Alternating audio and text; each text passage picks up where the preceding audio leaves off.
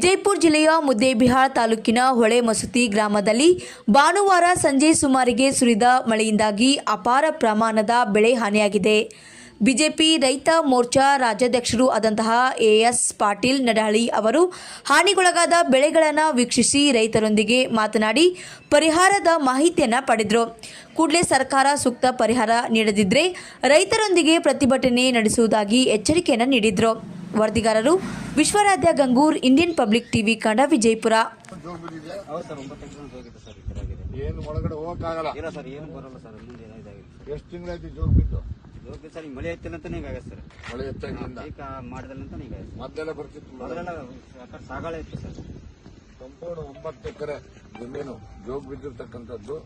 ಸುಮಾರು ಈಗ ಬೆಳೆ ಹಾಕಿದ್ರಲ್ಲ, ಎಷ್ಟು ನಷ್ಟ ಆಗಿದೆ ನಮಗೆ ಸರ್? ನಮ್ಗೆ ಎಕರೆಗೆ ಒಂದು 20,000 ತನಕ ಖರ್ಚು ಬಂದಿದೆ ಸರ್. ಅದು 20,000 ಖರ್ಚು ಬಂದಿದೆ. ಬೆಳೆ ಮಾಡ್ತಾರೆ ಸರ್. ನೀವೇನ್ ಪರಿಹಾರ ಬೇಕು ಅಂತ ಕೇಳ್ತೀರಾ? ಹೌದು ಸರ್, ಪರಿಹಾರ ಬೇಕು ಸರ್. ನಾವು ಎಷ್ಟು ಪರಿಹಾರ ಕೊಡಬೇಕು ಅಂತ ಕೇಳ್ತೀವಿ ಸರ್ಕಾರ. ಸರ್, ಸರ್ಕಾರ ನಮ್ಮ ರೈತರು ಬದುಕೋಸ್ಕರ ನಮ್ಗೆ ಏನಾದ್ರು ಸಾಕು. ಅಲ್ಲ, ನೀವು ಎಕರೆಗೆ ಎಷ್ಟು ಕೊಡ್ಬೇಕಂತೀರಿ? ಎಕರೆಗೆ 25,000 ಆಯ್ತು ಕೊಡಿ ಸರ್.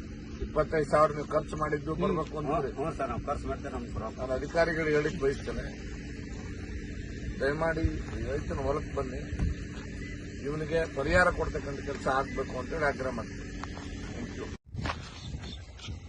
Okay sir. 4 ಆಟಪಟ್ಟದ ಹತ್ತಿರ ರೈತನ ಹೊಲಕ್ಕೆ ಬಂದಿದ್ದಾರೆ.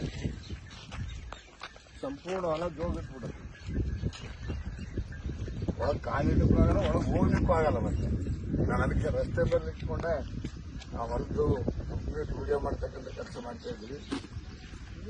ರೈತರು ನಮ್ಮ ಜೊತೆಗಿದ್ದಾರೆ. ಏನೇನು ಹೆಸರು? ರಾಯಪ್ಪ ಮೆರಿಕಾ ಅಂತ ಸರ್. ಎಷ್ಟು ಎಕರೆ ನಿಮ್ದು ಹೊಲ? ಸರ್ 9 ಎಕರೆ ಆಗ್ತದೆ ಸರ್.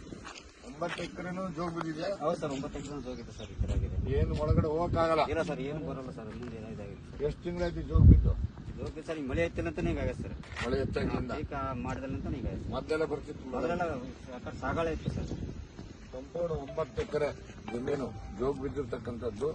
ಸುಮಾರು ಈಗ ಬೆಳೆ ಹಾಕಿದ್ರಲ್ಲ, ಎಷ್ಟು ನಷ್ಟ ಆಗಿದೆ ನಮಗೆ ಸರ್? ನಮ್ಗೆ ಎಕರೆಗೆ ಒಂದು 20,000 ತನಕ ಖರ್ಚು ಬಂದಿದೆ ಸರ್. ಅದು 20,000 ಖರ್ಚು ಬಂದಿದೆ. ಬೆಳೆ ಮಾಡ್ತಾರೆ ಸರ್. ನೀವೇನ್ ಪರಿಹಾರ ಬೇಕು ಅಂತ ಕೇಳ್ತೀರಾ? ಹೌದು ಸರ್, ಪರಿಹಾರ ಬೇಕು ಸರ್. ನಾವು ಎಷ್ಟು ಪರಿಹಾರ ಕೊಡಬೇಕು ಅಂತ ಕೇಳ್ತೀವಿ ಸರ್ಕಾರ. ಸರ್, ಸರ್ಕಾರ ನಮ್ಮ ರೈತರು ಬದುಕೋಸ್ಕರ ನಮ್ಗೆ ಏನಾದ್ರು ಸಾಕು.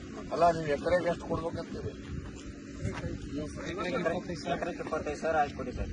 25,000 ನೀವು ಖರ್ಚು ಮಾಡಿದ್ದು ಬರ್ಬೇಕು ಅಂತೀರಿ? ಹ್ಞೂ ಸರ್, ನಾವು ಖರ್ಚು ಮಾಡ್ತೇವೆ. ನಮ್ಗೆ ನಾನು ಅಧಿಕಾರಿಗಳು ಹೇಳಿಕ್ ಬಯಸ್ತೇನೆ, ದಯಮಾಡಿ ರೈತನ ಹೊಲಕ್ಕೆ ಬನ್ನಿ, ಇವನಿಗೆ ಪರಿಹಾರ ಕೊಡ್ತಕ್ಕಂಥ ಕೆಲಸ ಆಗ್ಬೇಕು ಅಂತೇಳಿ ಆಗ್ರಹ ಮಾಡ್ತೀನಿ.